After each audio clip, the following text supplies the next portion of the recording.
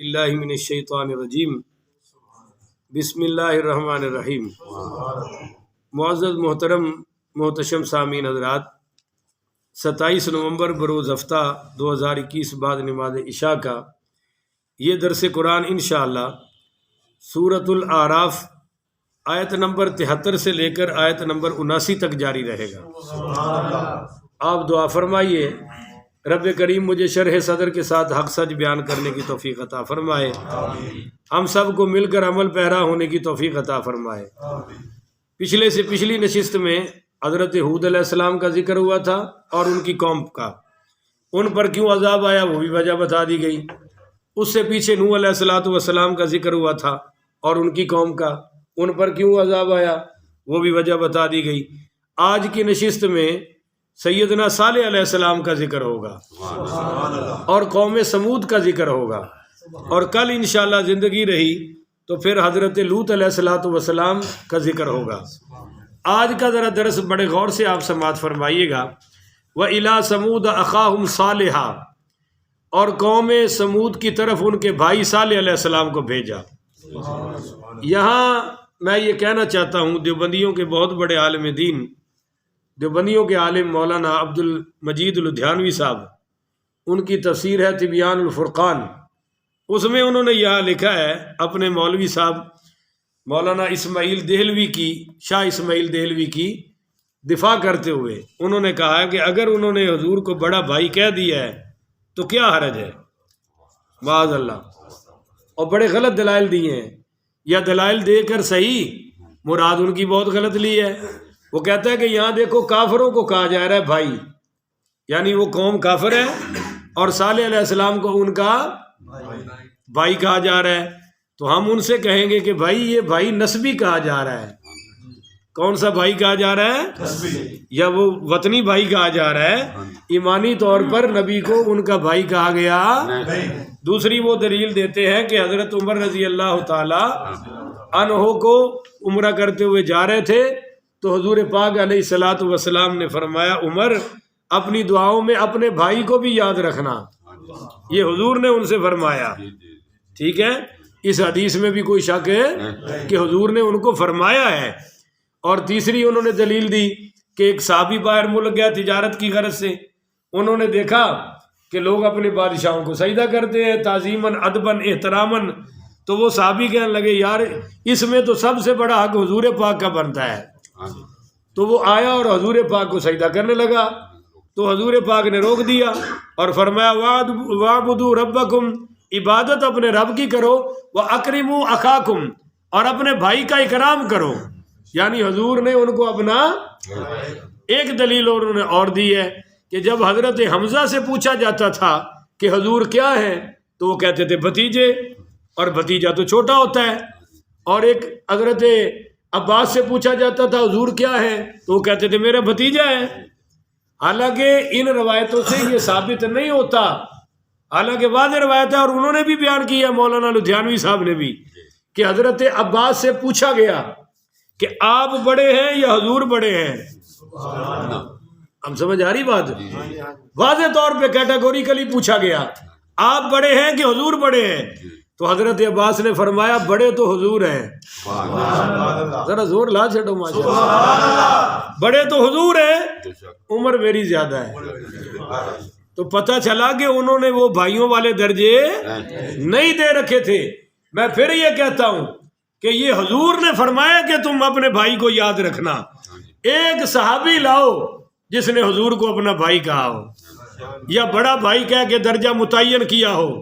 اس نہایت بے ادبی اور گستاخی پر یہ پردہ ڈالنے کی ایک ناکام کوشش ہے۔ اللہ تعالی ہمیں ہر بے ادبی سے محفوظ فرمائے۔ تو حضور کو بڑا بھائی کہنا کسی صورت میں بھی جائز ہے، اور پھر ہماری زبانوں میں چلو کو صحابی کہتا، چلو کہتا تو بات اور تھی، مگر کسی صحابی نے کہا۔ اور مولانا لدھیانوی صاحب نے عجیب بات کہی ہے، میرا درس دیوبندی سنتے ہیں، میں ان سے کہہ رہا ہوں کہ غور کریں اس بات پر، یہ عزت مصطفیٰ کا مسئلہ ہے۔ تمہیں اپنے مولویوں کی بڑی عزت پیاری ہے، حضور کی عزت کا بھی تو خیال ہونا چاہیے نا۔ مولانا لدھیانوی صاحب کہتے ہیں اگر حلیمہ سعدیہ کا، حضرت آمنہ کا ایک اور بیٹا پیدا ہوتا تو کیا وہ حضور کا بھائی نہ ہوتا؟ یہ مولوی صاحب کہہ رہے ہیں اور میں حیران ہو رہا ہوں. کہتے ہیں یا چھوٹا ہوتا یا بڑا ہوتا. تو میں کہتا بھی وہ تو ماں جایا ہوتا نا، تمہاری کیا اوقات ہے؟ نہیں سمجھے آپ بھائی، وہ تو ماں جایا ہوتا تو بات بنتی، پر 1400 سال بعد تمہاری یہ اوقات ہے کہ تم اس درجے پر پہنچو گے حضور کو بڑا بھائی کو. اور جب ہوا ہی نہیں، اللہ نے پیدا ہی نہیں ہونے دیا. علماء نے تو عجیب حکمتیں لکھی ہیں کہ حضور کا باپ بھی اللہ نے پہلے اس لیے اٹھا لیا کہ کوئی یہ نہ کہے کہ محمد کی تربیت ابا نے کی ہے. اللہ کہتا ہے یہ میرا تیار کردہ محبوب ہے. یہ کس کا تیار کردہ محبوب ہے؟ یہ میرا محبوب ہے. ماں بھی اس لیے بچپن میں اٹھا لی کہ کوئی یہ نہ کہے کہ یہ ماں کا تیار کیا ہوا ہے. اللہ کہتا ہے نہیں، میں نے اس کو تیار کیا ہے.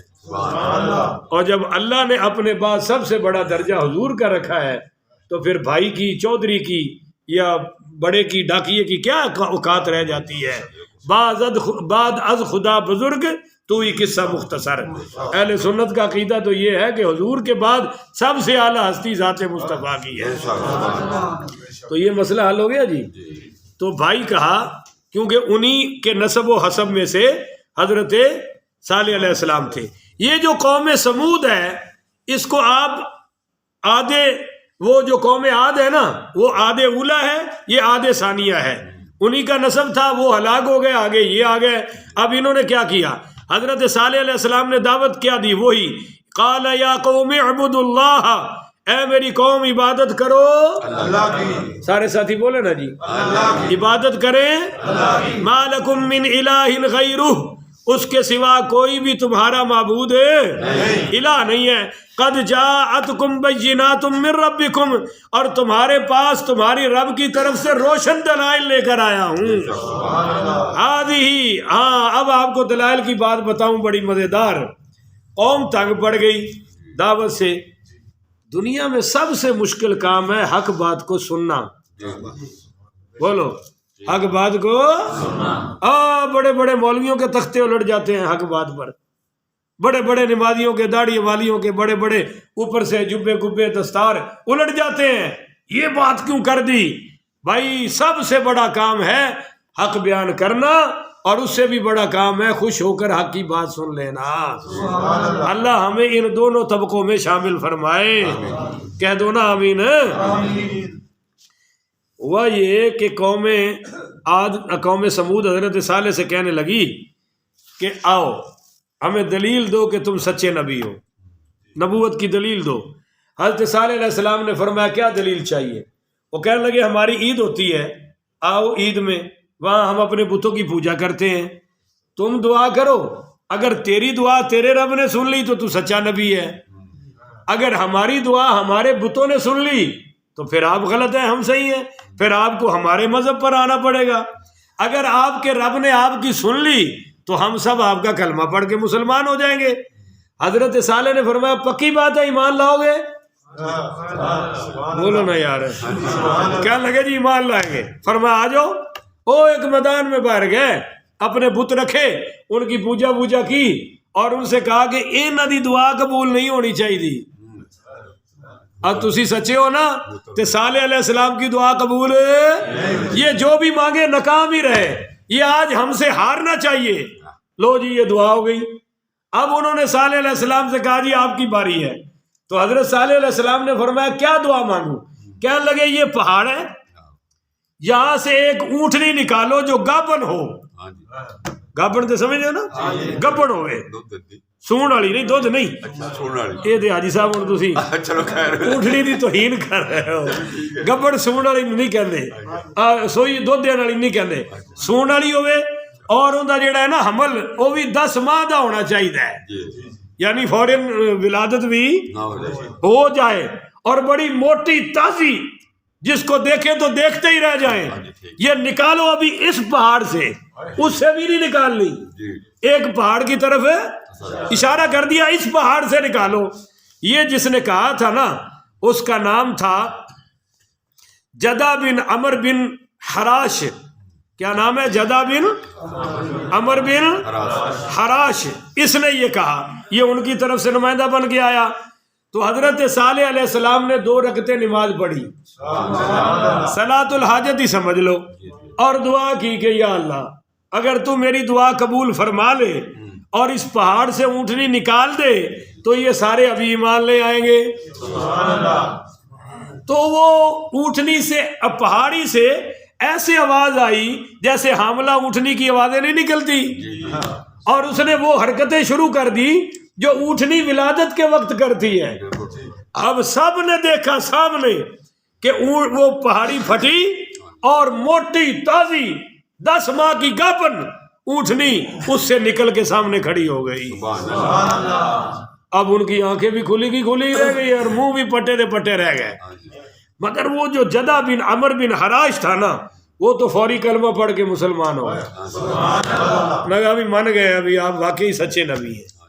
اب یہ اس اونٹنی کو کہا گیا ناقۃ اللہ، اللہ کی اونٹنی، بولیے اللہ کی، کیونکہ وہ کسی سے پیدا، نر مادہ سے پیدا، وہ پہاڑ سے نکلی ہے، معجزتاً ناقۃ اللہ کہہ دیا۔ جیسے عیسیٰ علیہ السلام بن باپ کے پیدا ہوئے تو کیا کہا گیا؟ کلمۃ اللہ، کیا کہا گیا جی؟ اللہ کی نشانی۔ اور وہاں مسجد الحرام کو کیا کہتے ہیں؟ بیت اللہ، حالانکہ یہ بھی اللہ کا گھر ہے، بولو نا یار، یہ بھی اللہ کا، پر اس کو عزت دینے کے لیے کہا گیا جی بیت اللہ، اللہ کا گھر۔ اب یہ اونٹنی نکلی، اب سبحان اللہ کو دیکھ حدیث سناؤ، کمال دی روایت ہے جی۔ ایک یہودی نے سیدنا مولا علی پاک رضی اللہ تعالی عنہ کو پوچھا بھئی صالح علیہ السلام نو جان دے ہو؟ فرمایا جانتا ہوں۔ کہنے لگے ان کا کتنا بڑا معجزہ ہے کہ اونٹنی پتھر سے نکلی، تمہارے نبی کا بھی کوئی ایسا معجزہ ہے؟ تو پھر جواب سنیے مولا علی پاک کا، فرمایا یار ہمارے نبی کا معجزہ اس سے بھی بڑا ہے، اس سے بھی بڑا۔ وہ کہنے لگا کیسے؟ کہنے لگا سنو بھائی، صالح علیہ السلام کی جو اونٹنی نکلی تھی نا، وہ کبھی بولی نہیں، اپنی زبان میں تو بڑبڑائی ہوگی نا، مگر کبھی کلام اس نے کیا، مگر حضور پاک کے ساتھ ہم سفر میں تھے اور اچانک ایک اونٹنی آئی اور اس نے عربی میں حضور سے کلام فرمایا اور اپنے مالک کی شکایت کی کہ ساری عمر یہ مجھ پر بوجھ لاتا رہا ہے، اب مجھے ذبح کرنا چاہتا ہے اور میں نہیں ذبح ہونا چاہتی، میری زندگی بچائیے۔ حضور پاک نے اس مالک کو بلایا اور فرمایا یار یہ اونٹنی مجھے چاہے بیچ دو چاہے تحفہ دے دو۔ تو کہنے لگا جی تحفہ ہی لے لیں آپ، میرے نصیب جاگ گئے، آپ نے مجھے حکم کیا ہے، یہ لے لیں آپ۔ آپ نے وہ اونٹنی لے کر اس کو آزاد فرما دیا۔ تو مولا علی پاک فرماتے ہیں حضور کا معجزہ اس سے بھی بڑا ہے۔ آگے سنیے، مولا علی پاک فرماتے ہیں کہ ایک سفر میں ہم حضور کے ساتھ تھے، غزوے سے واپس آ رہے تھے اور ایک آدمی کو لوگوں نے پکڑا ہوا تھا، اس کے پاس ایک اونٹنی تھی اور لوگوں نے یہ شکایت کی کہ یا رسول اللہ یہ چور ہے اور اس نے اونٹنی کو چوری کیا ہوا ہے، یہ اونٹنی چوری کر کے لایا ہے، اس کے ہاتھ کاٹ دیں۔ حضور نے وہ گواہی تو پوری ہو گئی، جب حضور نے یہ سنا تو وہ جو اونٹنی تھی نا وہ خود بولی، کہنے لگی یا رسول اللہ یہ یہودی جھوٹ بولتے ہیں، یہ چور نہیں، مجھے تو فلاں چوری کر کے لایا ہے۔ تو مولا علی نے یہ 2 باتیں بیان کر کے فرمایا کہ اونٹنیوں کے معاملے میں بھی ہمارے نبی پاک کا معجزہ بڑا ہے۔ بولو جی ہمارے نبی پاک کا معجزہ۔ لو جی جب اونٹنی نکلی تو جو دوسرے لوگ مسلمان ہونا چاہتے تھے نا، ان کو زواب بن عمر بن لبید اور حباب بن جوان نے، یہ بتوں کے پجاری تھے، ارباب بن سمغر یہ بھی بتوں کا بہت بڑا کاہن تھا، انہوں نے باقی لوگوں کو کلمہ پڑھنے نہیں دیا۔ اب یہ جو اونٹنی نکلی تھی نا، اس کی شان سنیں ذرا، یہ بڑی کمال کی تھی، یہ کنویں پر پانی پیتی تھی تو سارا ہی پی جاتی تھی، لہذا حضرت صالح علیہ السلام نے فرمایا بھائی اس کو کسی نے ہاتھ لگانا، وہ آگے آ رہا ہے میں آیت پڑھوں گا، اس کو ہاتھ نہیں لگانا برے ارادے سے اور اس کو کوئی تکلیف ہے، ایک دن پانی یہ پیے گی اور ایک دن تمہارے جانور پی لے، ایک دن ان کی باری، ایک دن پر جس دن یہ پانی خود پیتی تھی نا اس دن پھر سارا قبیلہ، ہزاروں لوگ تھے، آ کر باری باری اپنے برتنوں میں اس کا دودھ ڈالتے تھے اور وہ برتن بھر جاتے تھے، تھن بھرے کے بھرے ہی رہ جاتے تھے، کیونکہ یہ کوٹنی کس کی تھی؟ اور فرمایا اس کو کھانے پینے دو۔ اب آگے کیا ہوا؟ دو عورتیں تھیں، ایک عورت کا نام تھا انیزہ بنت غنم، یہ اس نے زواد بن عمر بن لبید کی بیوی تھی، بوڑھی تھی خود، مگر اس کی بیٹیاں بڑی خوبصورت تھی اور جوان تھی، اس کو بھی بڑی تکلیف سی صالح علیہ السلام کی دعوت سے۔ اور ایک دوسری عورت تھی، اس کا نام تھا صدوف بن ماہیا، اس کا خاوند تو مسلمان ہو گیا اور اس نے اسی وجہ سے اس سے طلاق لے کے علیحدہ ہوگی۔ یہ خود بھی بڑی حسین و جمیل تھی اور اس کی بیٹیاں بھی بڑی خوبصورت تھی۔ تو انہوں نے دیکھا کہ بھئی برادری میں ٹھرکی لوگ کون ہیں، ان کو بلایا اور ان سے کہا، ان میں سب سے بڑا جو بدبخت تھا نا جی، اس کا نام تھا وہ جو سب سے بڑا بدماش تھا اور سب سے بڑا بدبخت تھا، اس کا نام تھا مسدہ بن مہرج بن ماہیا، اس کو بڑھایا، یہ بڑا خوبصورت تھا، بڑا نوجوان تھا۔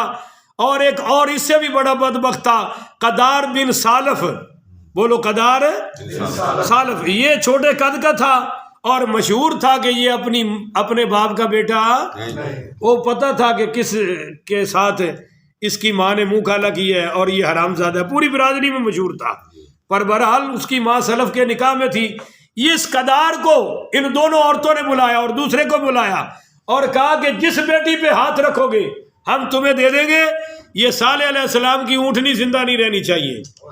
اب دو بدبخت یہ ہو گئے اور ساتھ انہوں نے اور ملا دیے۔ وَكَانَ فِي الْمَدِينَةِ تِسْعَةُ رَهْطٌ يُفْسِدُونَ فِي الْأَرْضِ وَلَا يُصْلِحُونَ، یہ 9 بدماش تھے۔ قرآن کہتا ہے کتنے بدماش تھے؟ انہوں نے جناب رات کو حملہ کیا۔ حضرت صالح علیہ السلام تو اپنے معبد خانے میں چلے جاتے تھے مسجد میں، اس کا نام بھی صالح تھا، اور انہوں نے اس کی پہلے کوچے کاٹی، پچھلی ٹانگیں کاٹی، آگے کاٹی، پھر ٹکڑے ٹکڑے کر کے وہ جناب انہوں نے گوشت اپنے گھر کو لے گئے۔ اب وہ جو بچہ پیدا ہوا تھا، جب اس نے یہ منظر دیکھا تو وہ پہاڑی پر چڑھ گئی، اور جب وہ پہاڑی پر چڑھی انہوں نے کہا اس کو بھی پکڑو اور قتل کرو۔ تو جناب اس کو جب پکڑ کے قتل کرنے لگے تو اللہ نے اس پہاڑ کو حکم دیا کہ اتنا اونچا ہو جا کہ کوئی پرندہ بھی تجھ تک نہیں پہنچنا چاہیے۔ اب وہ پہاڑ وہ تو اونچا ہو گیا۔ صالح علیہ السلام کو صبح خبر ملی، حضرت صالح آئے اور آپ نے فرمایا کہ ظالموں، تم نے تو بہت بڑا ظلم کر دیا، اب ایسا کرو کہ وہ جو اس اونٹنی کا بچہ ہے نا اس کو پکڑ لو اور اس کی خدمت کرو، اس کی وجہ سے اللہ تمہیں عذاب سے محفوظ فرما لے گا۔ مگر وہ تو چھپا ہوا تھا، اس نے جب صالح علیہ السلام کی آواز سنی تو سامنے آیا اور اس نے آسمان کی طرف منہ کر کے 3 بار چیخیں ماری۔ بولو کتنی بار؟ 3 بار۔ اور جس پتھر سے، پہاڑی سے اس کی ماں نکلی تھی وہ دوبارہ کھلی اور یہ بچہ اس میں داخل ہو گیا، اور یہ پتھر، بولو نا، یہ پتھر۔ تو صالح علیہ السلام نے فرمایا کہ اب تمہیں اللہ کے عذاب سے کوئی نہیں بچا سکتا۔ کہنے لگے اب ہمارے ساتھ کیا ہوگا؟ فرمایا اب یہ بدھ والے دن انہوں نے اونٹنی کو ذبح کیا تھا، قتل کیا تھا، فرمایا اب سنو، جمعرات والے دن تمہارے چہرے زرد ہو جائیں گے، تم سب کے چہرے زرد ہو جائیں گے، اور جمعے والے دن تمہارے چہرے سرخ ہو جائیں گے، اور ہفتے والے دن تمہارے چہرے سیاہ ہو جائیں گے، اور اتوار والے دن تم پر اللہ کا عذاب آئے گا۔ اتوار تمہاری زندگی کا آخری دن ہے۔ یہ 3 بار جو بچے نے اوپر منہ کر کے رویا ہے نا، یہی دعا مانگی تھی اور اللہ نے ان کی قبول فرما لی ہے۔ اب تمہارے پاس آخری 3 دن ہیں۔ بولو کتنے دن ہیں؟ اب رات کو قوم نے کہا اس کو بھی قتل کرو، صالح علیہ السلام کو، اتنی بڑی بات کر گیا ہے۔ تو کچھ سیانے تھے، انہوں نے کہا 3 دن ٹھہر جاؤ، ہاں ویکھنے کی ہوتا ہے، ایسے ہوتے ہیں نا، وہ ویکھنے کی ہوتا ہے، اگر یہ 3 دن میں ہم ہلاک ہو گئے تو سچا ہے، اگر ہم بچ گئے تو پھر اس کو ہم چھوڑنے والے، اس کا جھوٹ خود ہی ظاہر ہو جائے گا۔ تو جناب یہ بدھ والے دن سوئے اور جمعرات والے دن اٹھے تو سب کے چہرے زرد ہو چکے تھے۔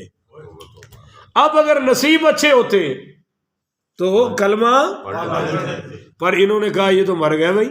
اچھا دوسرے دن جب جمعہ ہوا تو اتنے لال سرخ چہرے ہو گئے جیسے سب پر خون نکلا ہوا ہے، اور جب ہفتے والا دن ہوا تو چہرے سیاہ پڑ گئے جیسے یہ سڑک والی کسی نے تار کول والی لوک ان کے چہروں پر مل دی ہے، وہ فل سیاہ ہو گئے۔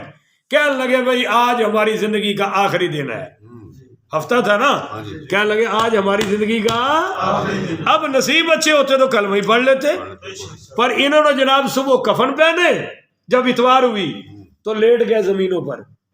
اب دیکھتے ہیں بھائی کدھر سے عذاب آتا ہے، اوپر سے یا؟ تو اب سنیے قرآن کیا کہہ رہا ہے۔ ناقۃ اللہ لکم آیۃ فذروھا، کہ بھائی یہ اللہ کی اونٹنی ہے، فذروھا اس کو چھوڑ دینا، تأکل فی الارض اللہ، یہ اللہ کی زمین میں جہاں چاہے کھائے پیے، اس کو روکنا ٹوکنا، ولا تمسوھا بسوء، اور برے ارادے سے اس کو ہاتھ بھی، اونچی بولو یارو، اس کو ہاتھ بھی،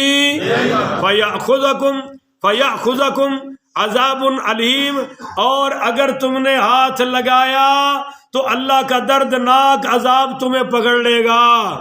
وَاذْكُرُوا، یاد کرو، اذ جعلکم خلفاء، اللہ نے تمہیں بنایا ہے قوم عاد کا جانشین، من بعد عاد، عاد کے بعد، بولو عاد کے، یعنی اللہ کی نعمت کو یاد کرو ظالموں، ان کو اللہ نے برباد کیا اور تمہیں اللہ نے زمین پر آباد کیا۔ تگڑا ہو بھائی حافظ۔ وَبَوَّعَكُمْ فِي الْأَرْضِ، اور ٹھکانہ دیا تمہیں زمین میں، تَتَّخِذُونَ مِن سُہُولِهَا قُصُورًا، اور تم میدانی علاقوں میں عالی شان محل بناتے ہو، وَتَنْحِتُونَ الْجِبَالَ بُيُوتًا، اور پہاڑوں کو تراش تراش کے تم محل بنا لیتے ہو۔ یہ فن تمہیں اللہ نے عطا فرمایا ہے، مال بھی کھلا تھا، اور مزے کی بات ہے کہ ان کے بنے ہوئے محل آج بھی موجود ہیں، وادی ہجر میں آج بھی۔ 9 ہجری میں حضور وہاں سے گزرے تو آپ نے پھر وہاں صحابہ سے بات فرمایا کہ یہاں سے پانی استعمال کرنا، کیونکہ یہاں کا اللہ کا عذاب آ چکا، جلدی نکلو۔ تو کچھ صحابہ نے وہ ہانڈیوں کے لیے پانی لے لیا اور آٹا گوندنے کے لیے بھی پانی، تو آپ نے فرمایا گرا دو ان کو، ہانڈیوں کو گرا دو، اس پانی کو استعمال ہے، اور اگر پانی لینا ہے تو اس کنویں سے لو جہاں صالح علیہ السلام کی اونٹنی پانی پیا کرتی تھی، اور کسی جگہ سے پانی لینا۔ اور فرمایا یہ جو آٹے گوندنا چاہتے ہو نا، یہ اونٹوں کو کھلا دو، اب ان کی روٹی پکانی۔ اور پھر یہاں آپ نے فرمایا کہ اپنے نبیوں سے مطالبات نہ کیا کرو، کہ صالح علیہ السلام کی قوم نے منہ مانگا، مطالبہ کر کے معجزہ لیا تھا، پر وہ ایمان نہیں لائے۔ اچھا اب سنیے جناب، فَاذْكُرُوا آلاء اللہ، سو یاد کرو اللہ کی نعمتوں کو، وَلَا تَعْثَوْا فِي الْأَرْضِ مفسدین، اور زمین میں فساد بپا۔ قال الملأ الذین استکبروا من قومہ، کہنے لگے سردار چودھری تکبر والے، من قومہ اس قوم کے، للذین استضعفوا ان کو جو غریب تھے، بولو ان کو جو نستضعفوا جو کمزور تھے، ماڑے تھے، پر لمن آمن منہم وہ ایمان لا چکے تھے۔ بعض نے کہا 4000 افراد ایمان لائے اور بعض نے کہا 6000۔ اب وہ تھے ماڑے ماڑے کمزور، تو یہ چودھری کہنے لگے اتعلمون ان صالحا مرسل من ربہ، کیا تم جانتے ہو کہ صالح اللہ کا رسول ہے؟ کیا تم جانتے ہو؟ یا ایسی کلمہ پڑھ لیا کمیو، او غریبو، او ماڑے ہو؟ تو ماڑوں نے کمال کا جواب دیا، کہنے لگے کہنے لگے انا بما ارسل به مومنون، بے شک ہم جسے دے کر، اور بے شک ہم اس پر جسے دیکھ کر بھیجا گیا ہے ایمان لے آئے ہیں۔ او بھائی ہم تو پکا ایمان لا چکے ہیں، ہمیں یقین ہے کہ صالح علیہ السلام کو اللہ نے نبوت دے کر بھیجا ہے۔ قال الذین استکبروا، کہنے لگے وہ تکبر والے بڑے لوگ ظاہر ہی بڑے، حقیقت میں کم درجے کے یہی تھے، انا بالذی آمنتم بہ کافرون، اور جس پر تم ایمان لائے ہو ہم تو اس کے منکر ہیں، ہم ایمان لاتے۔ فعقروا الناقۃ، پھر انہوں نے کوچے کاٹ ڈالی اس اونٹنی کی، وعتوا عن امر ربہم، اور رب کی نافرمانی کر دی، بولو رب کی نافرمانی، وقالوا یا صالح ائتنا، وہ کہنے لگے اے صالح ائتنا بما تعدنا، اب ہم نے یہ تیری اونٹنی کر دی ہے ٹکڑے ٹکڑے، لا وہ عذاب جس سے تو ہمیں ڈراتا ہے، کٹ جڑا عذاب ہے، وہ جو ہوا وہ تو میں نے آپ سے بیان کر دیا، ان کنت من المرسلین، اگر تو سچا رسول ہے نا تو لا پھر وہ عذاب۔ جب ان کو وہ ہفتے والا اتوار والا دن آیا اور چہرے سے آتے، فَأَخَذَتْهُمُ الرَّجْفَةُ، تو پھر نیچے سے زلزلے کے جھٹکے آئے، بولو نیچے سے زلزلے کے، لیٹے ہوئے تھے نا، دیکھتے ہیں جی کیسے آتا ہے، نیچے سے آئے زلزلے کے جھٹکے، اوپر سے جبریل علیہ السلام نے اور ہر چیز نے، دیواروں نے، پرندوں نے، چرندوں نے، درختوں نے اتنی زوردار چیخیں ماری کہ ان کے یہ کان کے پردے پھٹ گئے، ان کے کلیجے پھٹ گئے، آنکھ کھلی تھی تو بند نہ کر سکے۔ اللہ کہتا ہے فَاسْبَحُوا فِي دَارِهِمْ جَاثِمِينَ، صبح یہ ایسے پڑے ہوئے تھے اودے منہ الٹے، کوئی سیدھا بھی ہو سکتا۔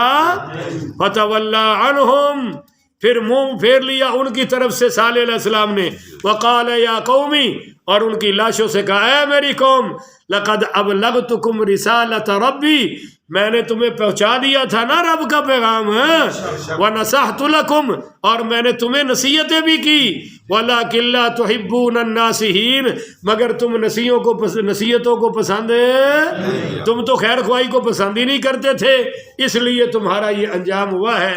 اب یا تو صالح علیہ السلام نے یہ آخری مرتبہ جاتے ہوئے خطاب کیا ہے یا پھر ان کی لاشوں پر خطاب کیا ہے، لاشوں پر ثابت ہے، حضور نے بھی بدر کے کافروں کی لاشوں کو خطاب کیا تھا نا، حضرت عمر کہنے لگے یہ سنتے ہیں، تو آپ نے فرمایا اللہ کی قسم یہ تم اس سے زیادہ نہیں سنتے ہو، مگر یہ اس وقت مجھے جواب دیکھ لو، کافر سنتے ہیں تو ساڈا نبی کتنا زیادہ سنتا ہوئے گا۔ یہ بھی کوئی عقیدے لئی پھر دیو جی نبی نہیں سنتا، میں کیا بندے دے پتر بنو، حضور تے بلال دی چپل دی آواز بھی سن رہے نے، وہ مکہ چ نے، حضور جنت ہی سن رہے نے، تے اج بھی تے نبی جنت وچ نے نا، پوری امت دا درود سماعت فرما رہے نے، اللہ سنواوے تو تانوں کی تکلیف ہے؟ حضرت عمر بولے تے 80 میل دور آواز نہیں جاندی، تو حضرت عمر انہاں نوں ویکھ بھی رہے سن، تاں ہی تے فرمایا نا ساریہ پہاڑ دے پیچھے دیا، یا پہاڑ وال ویکھ، یا ساریہ تو الل جبل، اے ساریہ پہاڑ وال ویکھ، وہ پہاڑ تو ہی تے حملہ ہو رہا سی، تے حضرت عمر ویکھ رہے سن، کتھے مسجد نبوی وچ خطبہ دیندے ہویا، حضرت عمر پاک علیہ السلام دی نظر دا اے عالم ہے، تے سونے مصطفیٰ دی پاک نظر دا عالم کی ہوئے گا۔ عقیدے سیدھے رکھو اپنے، اور قوم نو پٹھے پاسے لان دی لوڑ اسی سنی جینے ہیں، جب تک جینے ہیں حضور دی عظمت دے پرچے بلند کرتے رہو، کہو انشاءاللہ، گج کے آنکھو نا انہیں ڈھلے کیوں آکھ رہے ہو، انشاءاللہ تو ٹھیک ہے پر انشاءاللہ گج کے آنکھو انشاءاللہ، ایک بھی سنی دھرتی تے جیندہ رہا، حضور دی عظمت دے پرچم بلند ہوندے رہن گے انشاءاللہ، کوئی سر نگو کر سکتا، ابھی ہم زندہ ہیں، تم یہ کیا بدبختی پھیلا رہے ہو۔ اب سنیے جناب آخری بات، جب حضور پاک صلی اللہ علیہ وسلم نے بیان کیا وہ واپسی نا طائف کے راستے میں، صحابہ سے فرمایا یہ قبر دیکھ رہے ہو؟ کہنے لگے جی دیکھ رہے ہیں۔ فرمایا یہ صالح علیہ السلام کی جو قوم تھی نا، قوم سمود، اس کا ایک آدمی کی قبر ہے، اس کا نام تھا ابو دغال۔ کیا نام تھا؟ دغال بھی لکھا ہے، دخال بھی لکھا ہے، خاں کے ساتھ بھی۔ یہ فرمایا ابو دغال کی قبر ہے، جس وقت قوم پر عذاب آیا، چونکہ یہ سارے جرموں میں شامل تھا، اس وقت یہ بیت اللہ میں آیا ہوا تھا۔ یہ کہاں تھا؟ تو اس وقت تو اس پر عذاب نہیں آیا، پر یہ جب بیت اللہ سے نکلا اور حدود سے باہر آیا تو اس پر بھی وہی عذاب آیا جو اس کی قوم پر آیا تھا، اور یہ اس کی قبر ہے۔ اور آپ نے ایک گواہی اور دی، فرمایا اس کے ساتھ ایک سونے کی لکڑی بھی دفن ہے، لکڑی ٹائپ نا سونا تھا، ایسے جیسے چھڑی نہیں ہوتی، وہ سونے کی فرمایا چھڑی تھی، وہ بھی اس کے ساتھ ہے۔ اب صحابہ حیران تھے، فرمایا اس کی قبر کھود کے دیکھ لو، وہ چھڑی اب بھی پڑی ہے۔ نہیں یار سو گیا ایڈے ڈھیلے ہی صبح ہوندے ہو، ایڈے ڈھیلے ہی شاہ ہوندے اور میں کتھے جاواں تے منجی کتھے ڈاواں؟ آ گیا یاد؟ میں کتھے جاواں تے منجی کتھے ڈاواں؟ ہن تسی دسو نا۔ ہاں جی ہاں جی ویکھی ہے جی، ویکھی ہے بالکل، ایڈا کسی ادو دی ویکھی ہے۔ تو بھائی کو خدا دا خوف کرو یار، میں کہنا گل نہیں سمجھے، کافر دی قبر ہے۔ میں 9 بجے تک نہیں جے اٹھنا جے تسی سبحان اللہ نہ کرو، تسی تنگ ہونا مولوی تے ویلا ہے تواڈے نزدیک، حالانکہ سب تو زیادہ کام میرا ہے۔ توجہ جی، کافر دی قبر ہے جی، اور اتنے کھڑے حضور ویکھ رہے نے، تے سانو کیوں نہیں ویکھ دے؟ او ظالمو کافراں نالوں بھی ڈگے ہو، آکھ دے ہو جی پردے پیچھے دی خبر نہیں، کافراں نالوں بھی تھلے ہو، کافر نو قبر وچ ویکھن تے سانو نشہرہ فرقہ کیوں نہیں ویکھ رہا ہے؟ سبحان اللہ۔ اس واسطے عقیدے سیدھے رکھو بھائی۔ او صحابہ نو فرمایا اگر تسی ایدی قبر کھولو تے سونے دی چھڑی ہن بھی پئی ہے، کتھے صالح علیہ السلام، کتھے حضور، کتھے قبر، اور اندر دس رہے نے سونے دی چھڑی۔ صحابہ کیا کھولو تے صحیح، فرمایا کھولو، کھولیا تے سونے دی چھڑی لب گئی۔ جو میرے نبی نے فرمایا وہ ہو کر رہا۔ اللہ تعالیٰ سے دعا ہے اللہ مجھے اور آپ کو عمل کی توفیق عطا فرمائے۔ کل زندہ رہا تو پھر آگے حضرت لوط کا ذکر ہے اور ان کی قوم کا ذکر ہے۔ اللہ ساری بدعمالیوں سے ہمیں محفوظ فرمائے، مرتے دم تک ہمیں نیک اعمال بجا لانے کی توفیق عطا فرمائے۔ آخر ودعوانا ان الحمدللہ رب العالمین۔